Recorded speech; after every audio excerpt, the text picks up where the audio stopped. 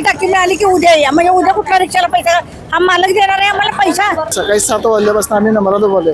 Sindhi gas agency पूर्ण third class आहे, service नाही, काय नाही, पोस्ट डिलिव्हरी नाही. त्यांची माणसं पूर्णपणे उद्धट आहेत.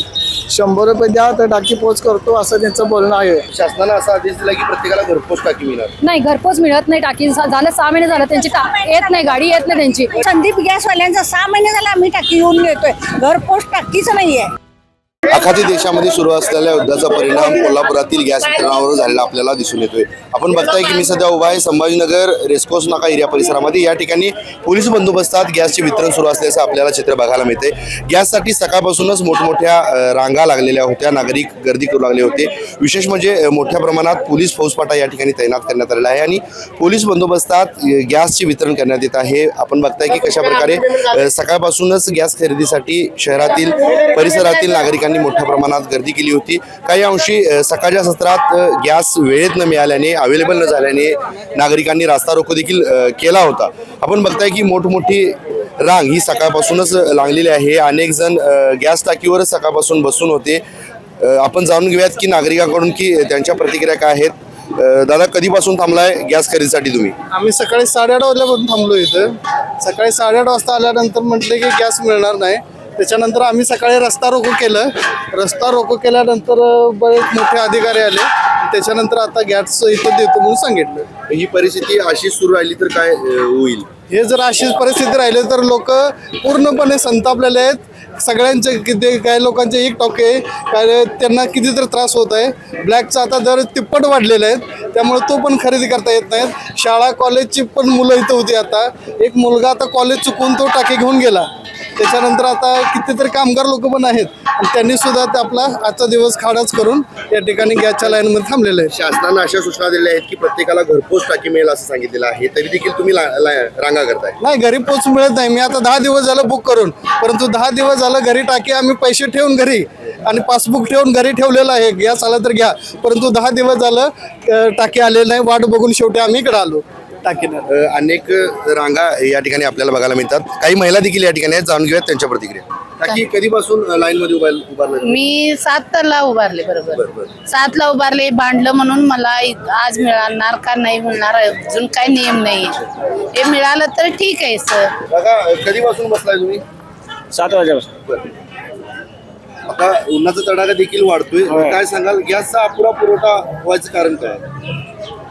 तर काय 15 दिवसाला गावाकडे आम्ही दिनेरीच आलोय. गावाकडे गाडी येत होती. 15 दिवसाला गावाकडे गाडी आला नाही. काल बुकिंग केलं, ते OTP आला म्हणून मी इथं ऑफिसला आता न्यायला आलोय. साधारण दिंडीला किती किलोमीटर आहे? इथून 15 किलोमीटर आहे. 15 किलोमीटर तुम्ही खास कोल्हापूरमध्ये गॅस नेण्यासाठी? हो.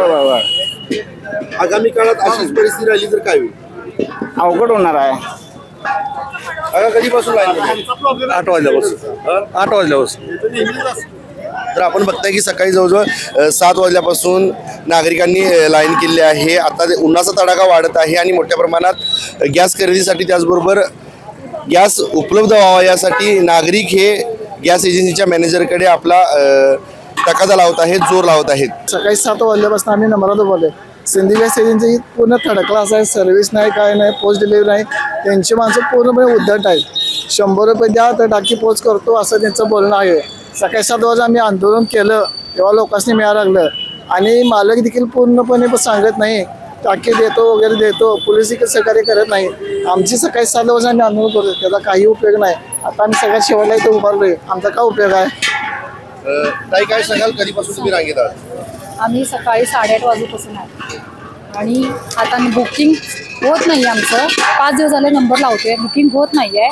पण आता परत बुकिंग घेतलंय, जोपर्यंत वरनं ऑनलाईन होत नाही तोपर्यंत आम्ही देत नाही तुम्हाला, असं त्यांची उत्तर आहे. तर सुद्धा आम्ही ऑनलाईनला थांबलो. शासनानं असा आदेश दिला की प्रत्येकाला घरपोच टाकी मिळणार. नाही, घरपोच मिळत नाही. टाकी झालं 6 महिने झालं त्यांची येत नाही, गाडी येत नाही त्यांची. आम्हीच येतो, आम्हीच घेऊन जातो. फक्त संदीप गॅस एजन्सीचाच प्रॉब्लेम आहे, बाकी कुणाचा नाही.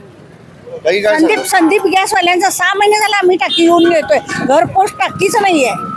मग असं किती वेळ रिक्षाला पैसे आम्हाला देते. सिलेंडरचा दर वाढले, पैसे कुठले घालायचे एवढे? बाहेर कामाला जाणारी लोक हे तर पैसा कुठला घालायचा? आता नाही टाकी मिळाली की उद्या या, म्हणजे उद्या कुठल्या रिक्षाला पैसा हा मालक देणार आहे आम्हाला पैसा. मोठ्या प्रमाणात गर्दी होते, रास्ता रोको देखील झालाय, काय कारण आहे? कारण म्हणजे सिलेंडरच मिळत नाही, टायमात सिलेंडर काय मिळत नाहीये. आम्हाला सिलेंडर नको का? का जेवण कशावर करायचं? काय करायचं? का चुली आहेत का लाकडं आहेत का आता हे करायचंय? नागरिक या ठिकाणचे संतप्त झाले आहेत. काय सांगाल, कधीपासून तुम्ही रांगेत आहात? सकाळी 9 वाजल्यापासून इथं रांगेत आहे आणि तरी सुद्धा म्हणतात की बुकिंग झालेलं आहे आणि त्यांनाच मिळणार. मग बाकीचे कशासाठी उभारलेत? काहीतरी प्रॉब्लेम आहे म्हणून कामधंदा सोडून उभारलेत ना. यांचं नियोजन गेली वर्ष झालं असंच आहे की गॅस यांना मिळत नाही, वेळेवर पुरवठा होत नाही यांच्याकडे.